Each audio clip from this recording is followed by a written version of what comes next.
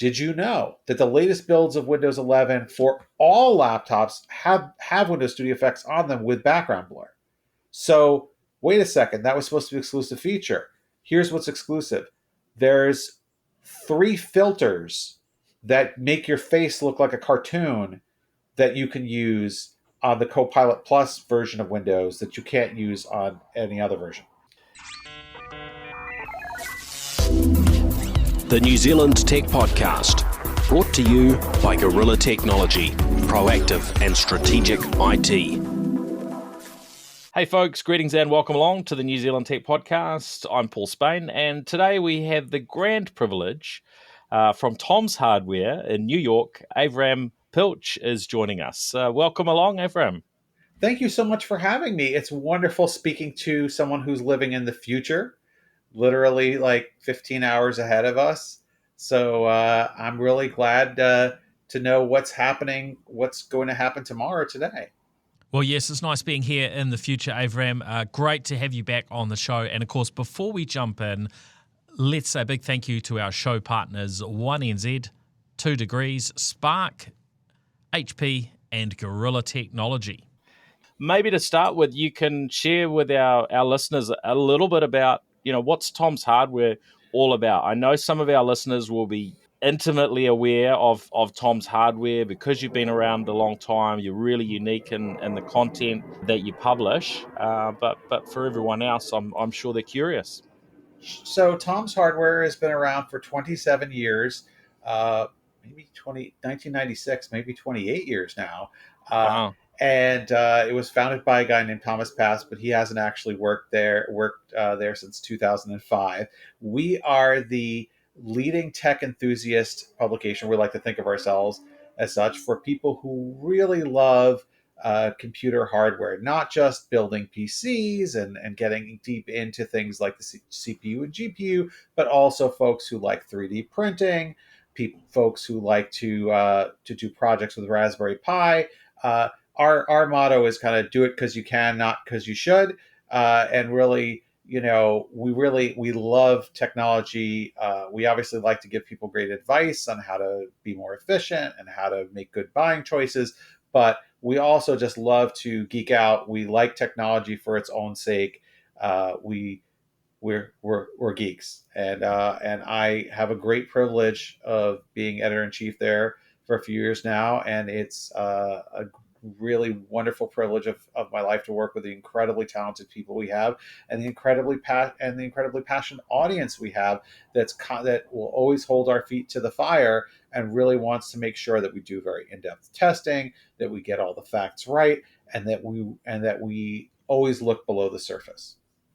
That's brilliant. That's really good. Well, that's quite convenient because in recent days we've started seeing the new sort of wave of laptops start landing in our laps, I suppose, in varying parts of the world. Although not too many that have reached New Zealand just yet. So I've had my hands on sort of three or four different models across 3 brands so far, but not nowhere near the sort of the hands-on testing that you and your team will have been able to do. So I'm not quite sure what we call this sort of period in time, but it does seem like we're going through a big sort of transition. One might call it the smartphoneification of laptops as we move to, or certainly of Windows laptops, as we move to these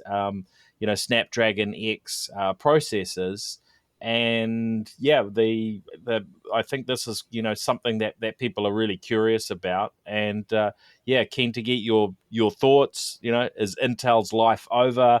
I don't think it is. But there's obviously there's big change afoot, and a while ago I was speaking to one of the big OEMs, and they were pretty excited that they would have a choice of not just Intel and AMD for their processors. So keen to sort of get your feelings on on this big change. So this is, I think, the 4th time that Microsoft has tried to make Windows on ARM happen. Oh, and for a step back for the audience, right?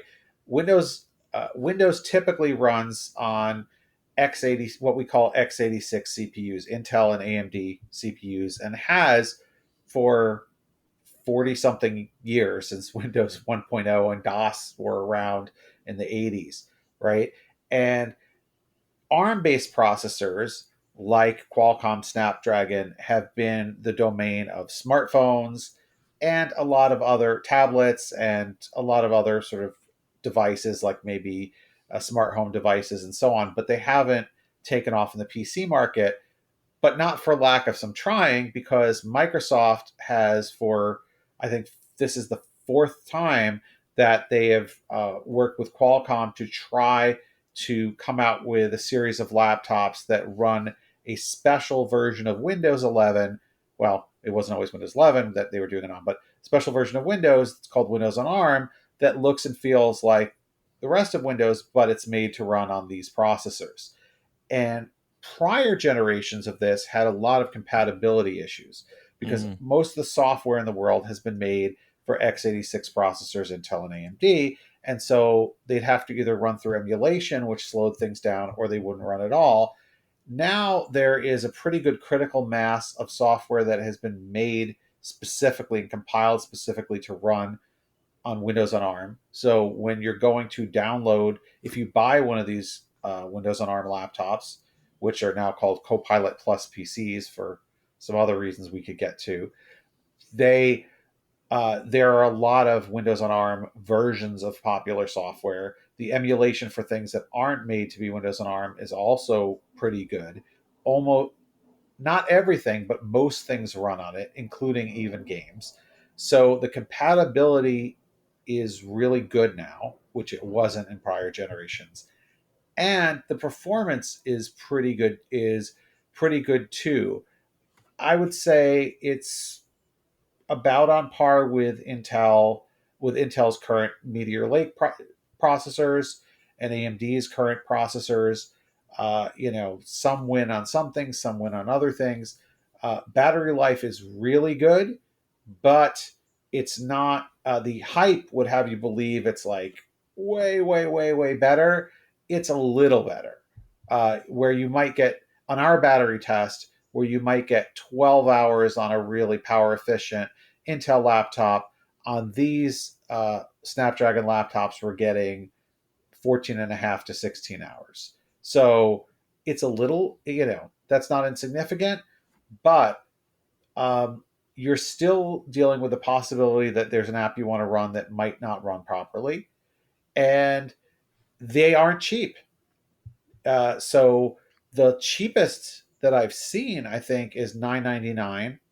This is US prices. So US dollars. So yeah, I'm US. the lowest I'm sort of seeing in the New Zealand market, and I guess here we're seeing what's available at retail. A lot of our listeners will be thinking about this in a business, in a work context, which is is different again, because of Windows Pro licenses and different slight variations in the models.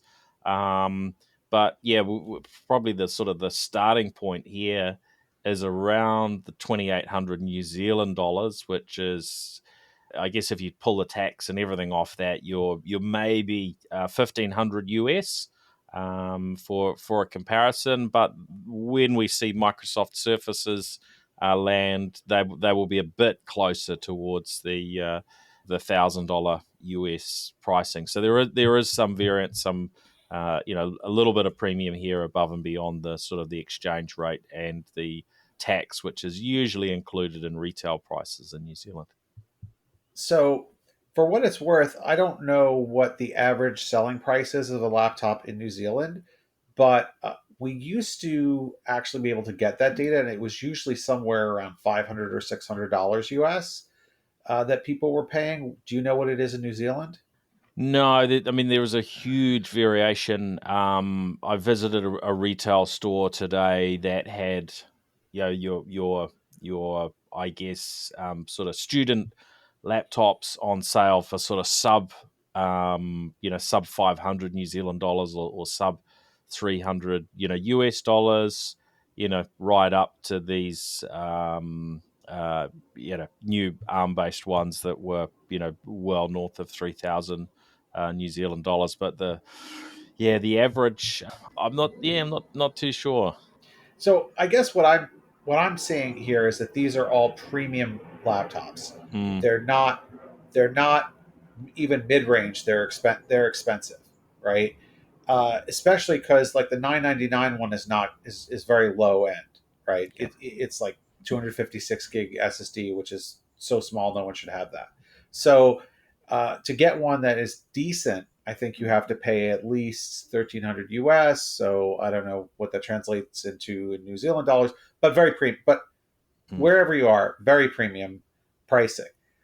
It is not opening up the door to more affordability for the consumer or the business, and yet you're possibly facing compatibility issues. The battery life's a little longer. The performance is about on par. They're only for really a certain segment of the market. They're not for people who want a game. I mean, you can play some games on them, but they're not gaming laptops. They don't have discrete graphics. They're not really for artists. I mean, they some of them have nice screens, but I think most people who are artists, if they're not buying a Mac, they want something with a really beefy NVIDIA graphics card in it. So they're not for creative professionals. They're not a workstation. They're not cheap for students and families and kids. So they're in that sort of like lightweight, what we used to call in ultrabook or ultra portable family of premium laptops, and they're not cheaper, and in some cases more expensive than the Intel competitors to them. So I mean, they're good, but are they good enough to convince people to take a chance on a new platform that could have issues when there when there's other alternatives that are the same price or cheaper? I've got a question for you on that. You tend to, on the Tom's Hardware site, and I know you're probably talking here from a personal perspective, maybe a little bit more so than representing your publisher, but across sort of Tom's Hardware, it's one of the things that you see is sort of pricing of a lot of items. Do you have a feel at all, or any sort of sense on what pricing that manufacturers are paying for these chips? This is probably more a curiosity sort of I thing. wish I knew. Yeah, They used to have, I think it was iFixit used to have wonderful teardowns where they would do the bill of materials cost for right. various what they call the BOM cost, and I I haven't seen a teardown with BOM cost for any of these. Mm, So, mm, but it does seem like OEMs would not be charging this much money if they weren't paying close to it. yeah, So, yeah. and prior generations of Qualcomm laptop have also been very highly priced in that premium category. So, I think that it's a little, I mean, I guess they're trying to kind of sell you on the benefits of it, and they're not trying to say, "Oh, this is a good deal. This is a good bargain here, or you get more for your money." Now, Mm, fast forward a year, and we may be seeing other ARM based processor manufacturers get into the Windows laptop game, because right now there's an exclusivity agreement with Qualcomm. mm, Qualcomm is not the cheapest manufacturer on the block. They are a premium chip maker. But if you look at some other companies that make ARM chips like Marvell or some of the really inexpensive brands like Allwinner, uh, NVIDIA can make ARM chips too. So, is it possible that we'll start to see $500 and $300, or at least US range, laptops with this technology in them? I think in the future, yes. But right now, they're counting on you to pay a premium price, and the experience is premium too. I mean, none of these laptops is cheaply made. They all mm, have mm, quality screens, nice materials like, aluminum. So they're not cheap. and they're not cheaply made, but you are taking a little bit of a gamble here because you're going to a new platform that so far seems to be working pretty well. And for most people, for the tasks they use, will probably won't have any problems. Yeah. Okay. And I think to start with, we're seeing the Qualcomm X Elite. There's the X Plus, which is a slightly lower spec. I think 10 cores rather than 12. Is that the $999 No, US even price point? I think even the 999 one is an elite, Because I think but I that have to the look that lowest up. end Surface laptop and Surface Pro, the cheapest ones I think are the X Plus, their lowest price point Uh, yeah, from my recollection. yeah, I think you're right. What we have, I don't know how big of a difference it makes in the real world.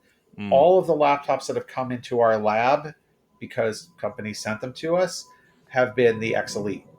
Although I should point out that there are some subtle differences in X Elite. There are three different X Elite processors. They all have the same number of cores, but I think one is like the 40 series, which is a slightly higher boost clock.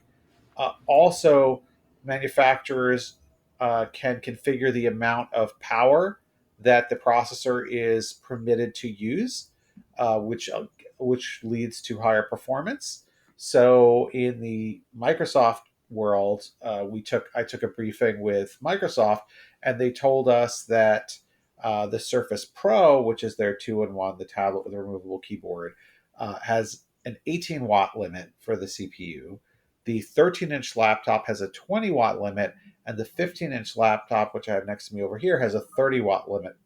Same Mm, CPU, but the amount of power they allow in is more for the larger laptop because they can cool it better. So, um, so that can make there can be some slight differences in the performance you get even with the same processor. okay, that's a great point to be aware of. So, and probably a good reason, for those who are really concerned around performance to go and have a look at the benchmarks on different devices and to delve into your reviews a little bit further. So, that's fascinating. And I think the point around other manufacturers, processor manufacturers coming into the mix is going to be interesting. So I think we talk about a manufacturer of laptops being able to choose from Intel, AMD, and Qualcomm at the moment. In a year's time, they might have that might have gone from two processor manufacturers they would usually consider to at least one or two more. But it will be interesting to see whether those kind of second tier players, will have something that's able to compete performance wise. I mean, performance isn't. I mean, listen, this is sacrilege for me to say coming from Tom's Hardware. So take it for what it's worth. In a laptop, especially, performance isn't everything. A lot of the things that people want to do with a laptop will work just fine with a slightly lesser processor, right? They want, you're browsing the web, having a lot of tabs open, which is what most of us do. A lot of our work in the web browser.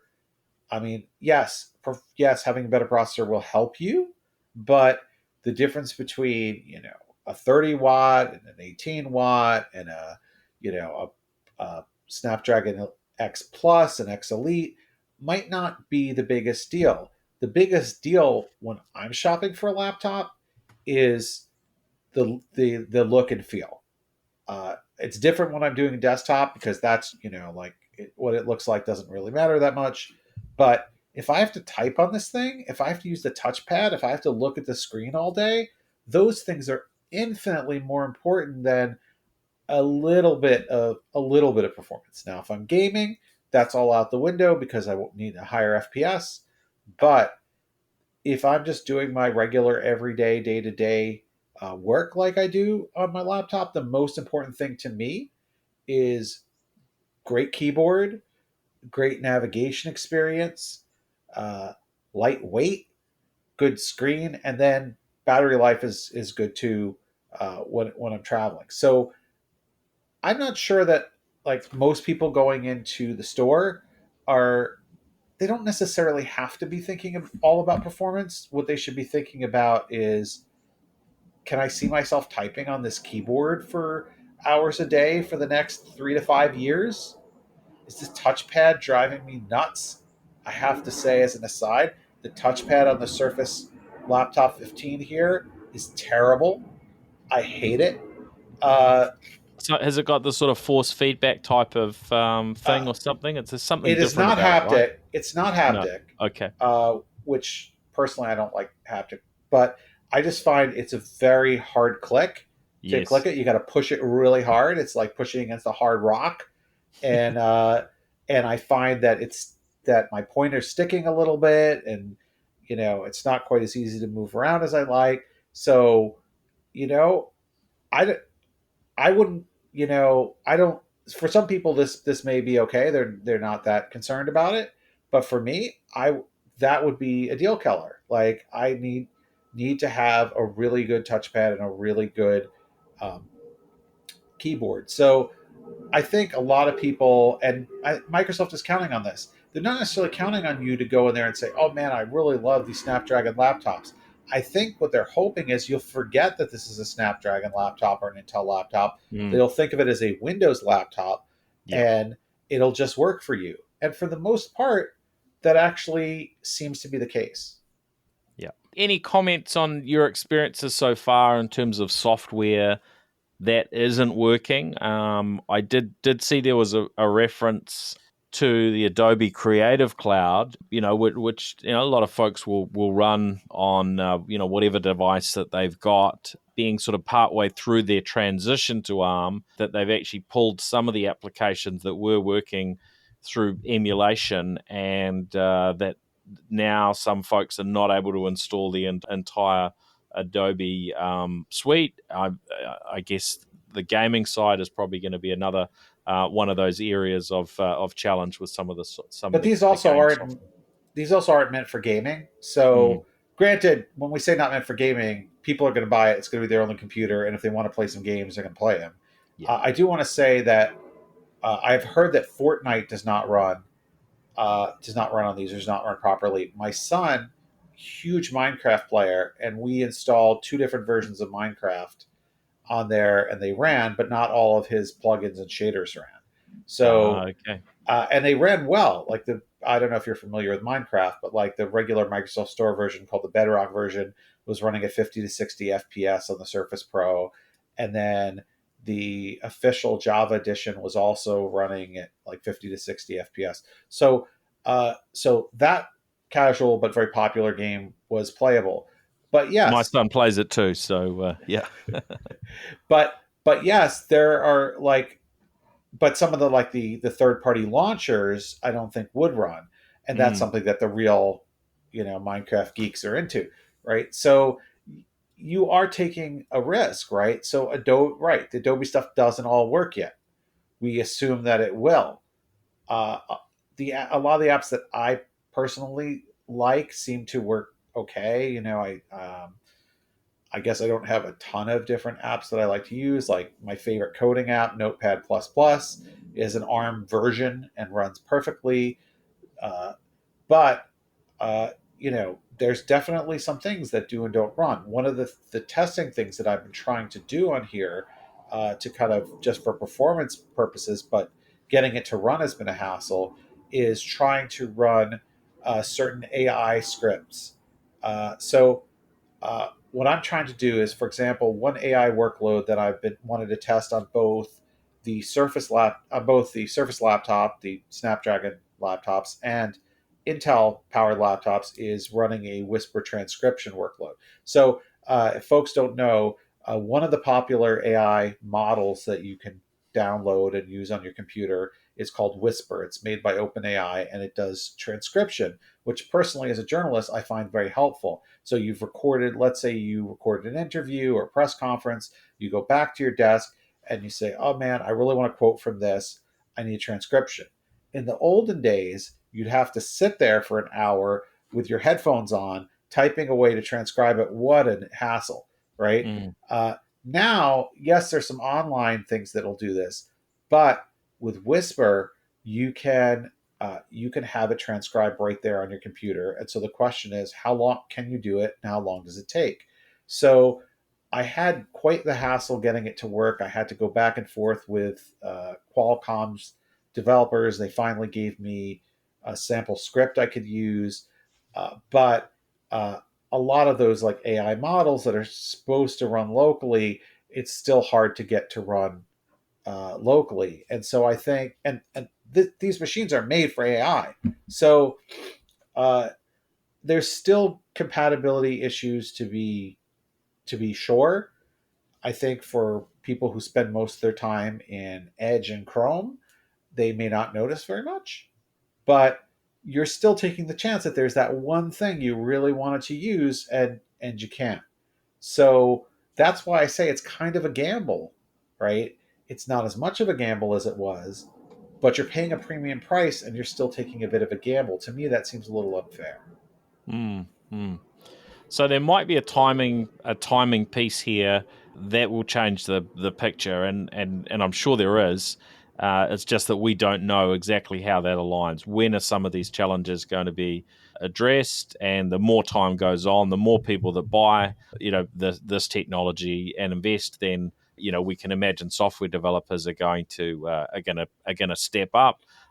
Apple obviously had a big success with moving all of their Macs from Intel to ARM based processors, but by effectively flicking the switch and moving everything across, that really put the pressure on software developers to get moving and to get things flicked across.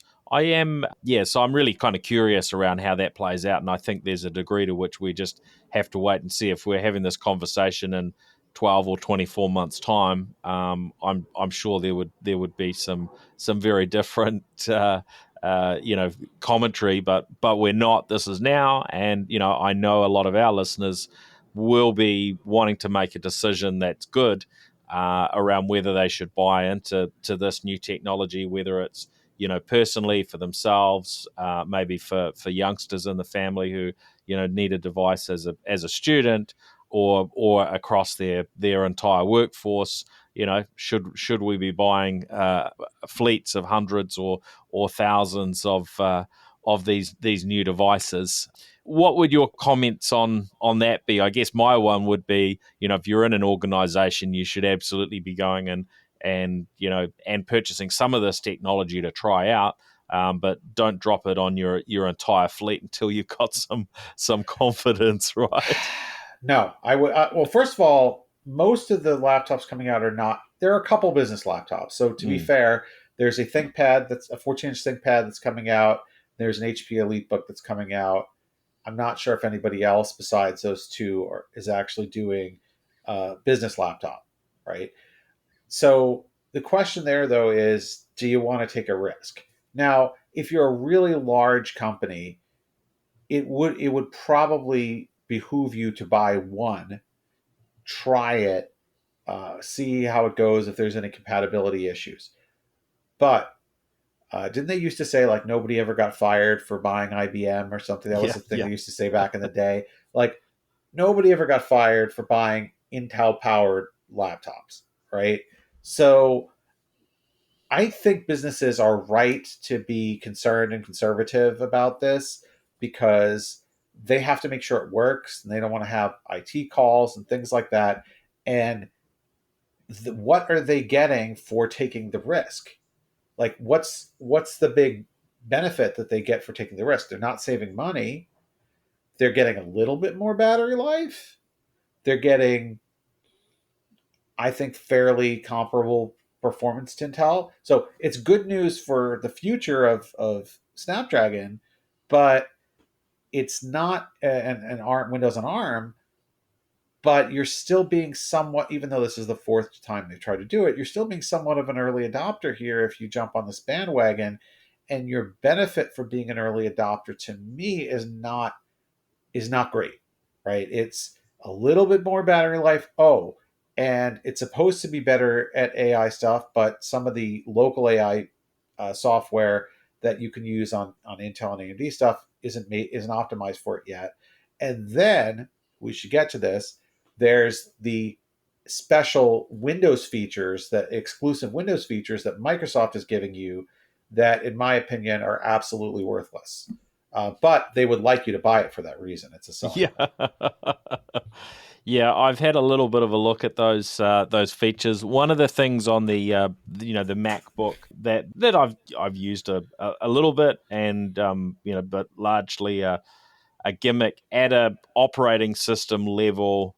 You could configure your webcam so the background would be blurred, or a few other little kind of bits and pieces. Windows effectively has a very similar type of feature when you run that on the ARM devices today, but it's not something that there would be probably 1 in a million users that would think that was a feature that they absolutely must pay for, would be my guess.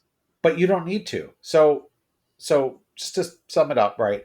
There's three exclusive features right now that you get from Windows if you buy one of these PCs, and they call it Copilot, the Copilot Plus PCs. That's the branding, because you get this plus of extra features with Windows. But and I tell you what the three features are, and that you basically already have them and can get them elsewhere, and you may not even need them. It's not a great selling point. So there were to be four features. One of them was called Recall, and we could spend a lot of time talking about that. But right now, Recall has been recalled. It didn't make it to the production build because of controversy about it. It took a screenshot of everything that you did so that you could remember what you did before, but there was a lot of privacy concerns with that. So put that on the side for a second. What do you get now as exclusive features that other laptops don't get? If you buy an Intel laptop, you can't. Your Windows doesn't have this. So one, you get what you're referring to, Windows Studio Effects. Windows Studio Effects is a series of webcam effects, including background blur. But did you know that the latest builds of Windows 11 for all laptops have Windows Studio Effects on them with background blur? So wait a second, that was supposed to be an exclusive feature. Here's what's exclusive. There's three filters that make your face look like a cartoon that you can use on the Copilot Plus version of Windows that you can't use on any other version. Background blur is on all of them. So if you want me to look like a cartoon, like a rotoscope from that movie in a Scanner Darkly, they have that filter's exclusive. But if you really want those type of cutesy filters, you don't need to buy a special computer for that. There's other third-party apps you can get, like XSplit VCam, that will do that. Yeah. And a lot of chat applications have those filters built into the web tool. So if you're in Zoom, if you're in Google Meet, or whatever tool you're using, it may already have those filters built in and just happening in the cloud. And if you're doing a chat anyway, why do you care if it's processed in the cloud or processed on your computer? So I think the Windows Studio Effects thing, not very helpful, because you could get it elsewhere, and you can get it elsewhere. Everything is background blur.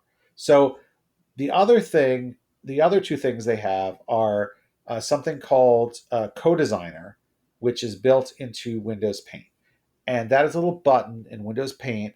And if you click it, if you draw something, you have to draw something, but it could just be a line. Then you enter a prompt, it will draw a picture for you. That's basically Stable Diffusion, common, or a common, for those not familiar with all the terminology, a common thing is text to image prompts. There's a million pieces of software that will do text to image prompts locally. There's a million that will do it for free in the cloud. And it doesn't run offline, this tool, because it requires you to have an internet connection to run it. Even though it's supposedly happening on the computer, it has to send something up to Microsoft, send your prompt up to Microsoft. Hello, privacy. Send your prompt up to Microsoft to make sure you're not asking for something illicit, because it doesn't want to create something illicit for you. So, but you don't need Co-Designer, because there's another button right next to it, which is there on all versions of Windows 11 now, called create. I think it's called Image Creator, Hmm. which does exactly the same thing. Only you don't have to draw a line, and it sends it off to the cloud. And I think there's a limit of like 50 images a month or something like that before they want you to pay. But there's so many places online you can go, including Bing, that will give you free image generation. So again, not impressed. You can get that you can get that a million other places. And then finally, the third thing, the most useless in my opinion, is the live translation transcription. So all Windows 11 has live transcription if you need it. Most most software, I don't know about the web tool we're using right now, has built in this day and age has built-in transcription. If you're talking to somebody on Google Meet or you're doing live stream on YouTube or Zoom or whatever, if you hit the caption button, that web tool is already doing captioning for you. So uh, Windows 11 has live captioning built in that's independent of the browser, and so no matter what tool you're on, if you're not already getting transcription, you can run this. But you can run on any computer that's Windows 11. So the Copilot Plus version adds a tiny layer on top of that where it can translate languages. So if you were watching a foreign language film that you did not know the language, and for some reason it did not already have subtitles in it, you could run this, and in real time it would give you subtitles. But how often does that happen that you're watching something or talking to someone or whatever in a language you don't understand and there's not already in the tool translation and captions? So I thought, and by the way, like Zoom has things that will do translation like that. So like this is something you can get elsewhere. So I'm not impressed with any of these three features. That's a great insight. That's very helpful. So yeah, thank you for sharing that. Is there anything else that we should touch on when it comes to these Copilot Plus PCs or Windows running on these new Snapdragon X processors before we start delving into AI and the world of the media and journalism? I mean, I don't know. I think it's an interesting time. It's an interesting development. I do give kudos to Qualcomm for finally achieving some pretty good performance here, and it's only going to get better as more things are optimized for it. And maybe it will get significantly better for some of these local AI tasks. The question being, how many of these tasks do you really need to run locally?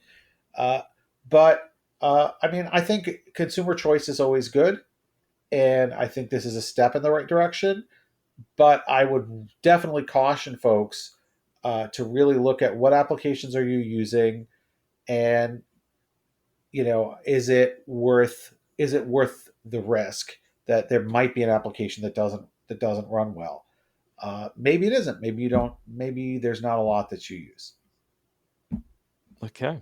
And your sort of pick, if you were to put on your futurist hat and look 10 years out, uh, how do you imagine the sort of the landscape will be when it comes to the processors in our computers? Have you got some sort of thoughts of Yeah, is this technology going to be in gaming and kind of everything, or are we do you see a big change in the landscape when it comes to I mean, laptops and desktops?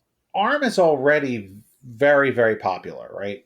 ARM, if you don't have a PC, if almost everything has an ARM processor in it, your phone, your tablet.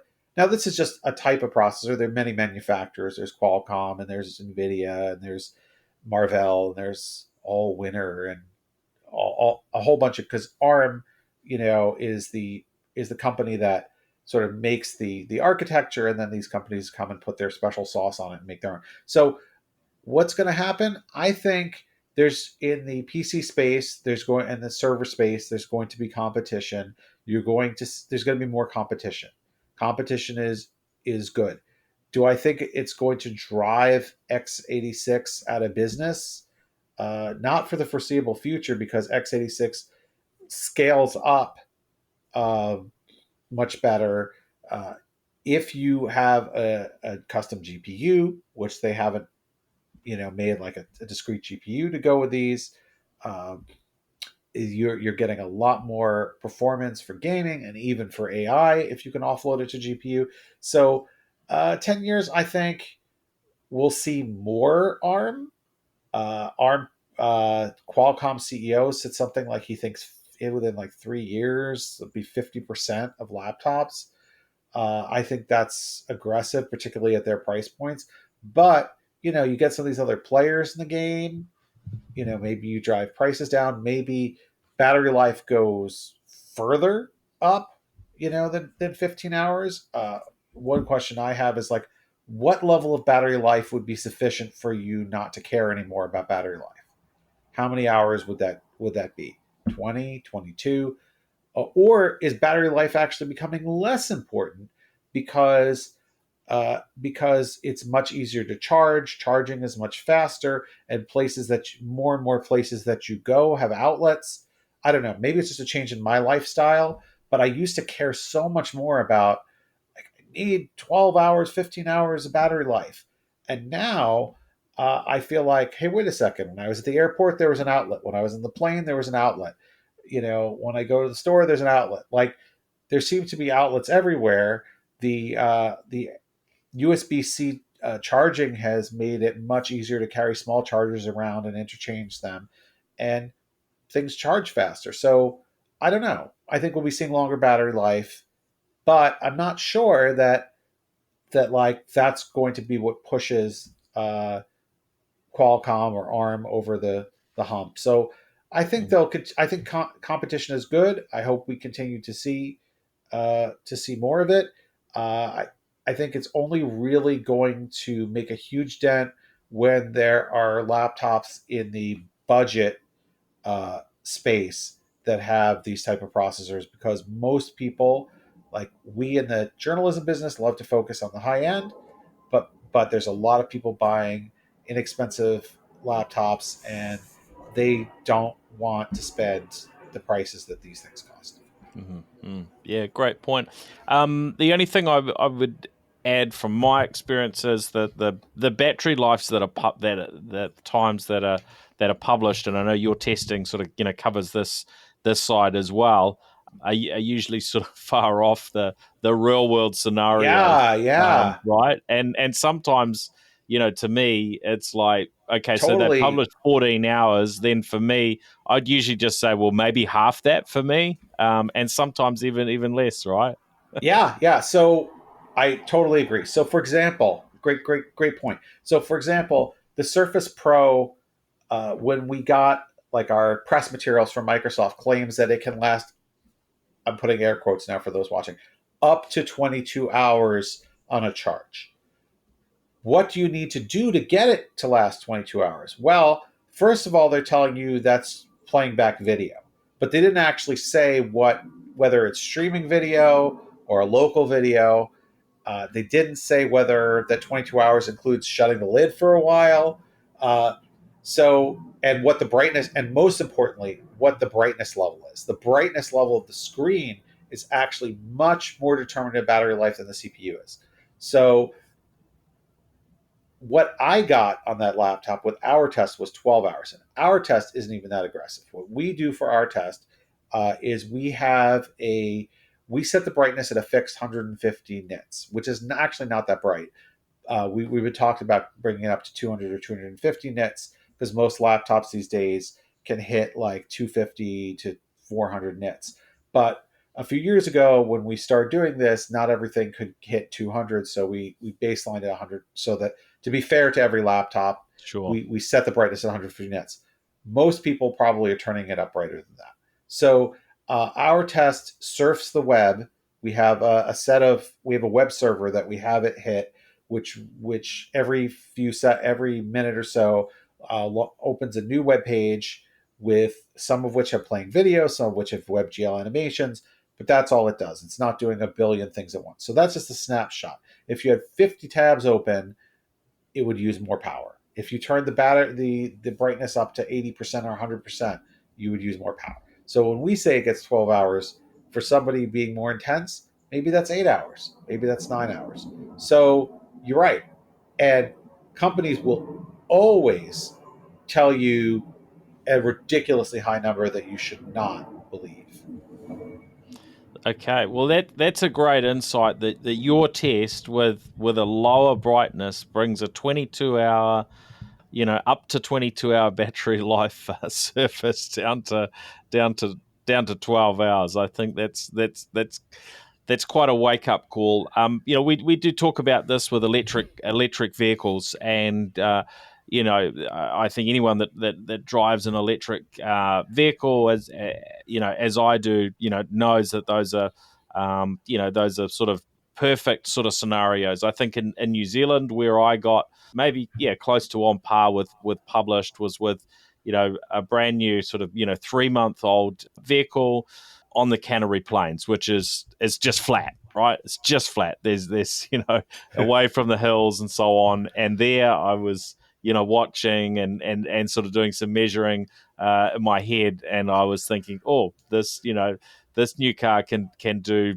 I think I used 25% of the battery to travel about 100 kilometers, and that was probably the one and only time that I was within a single digit percentage of the sort of published range, or maybe even within 10%. So this but laptops, it seems, are far more distant in terms of the published times from anybody's reality, unless you've got the lid closed, you're plugged into an external monitor, in which case you would also 99% of the time have access to be able to plug in some Right. power Yeah. anyway. They don't even tell you what they did most of the time to get these numbers, and it's not standard. So if Microsoft says it did one thing, Lenovo maybe have done another thing.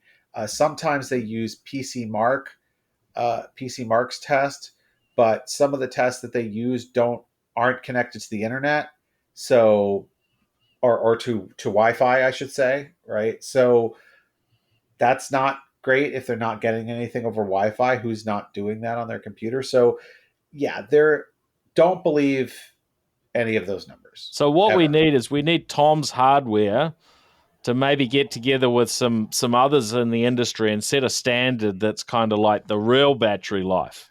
I That's mean, that's look, what we want. we all have every publication has things that they do. I Yeah. personally developed our test like more than a decade ago. Actually, when I was working for Laptop Mag, we used the same test. Um, and I'd actually like to do some things to refine it a little bit. There are other companies like PC Mark that have tests, and a lot of people use them. Everything is a snapshot, right? Mm, Nothing is perfect. Everything is a snapshot.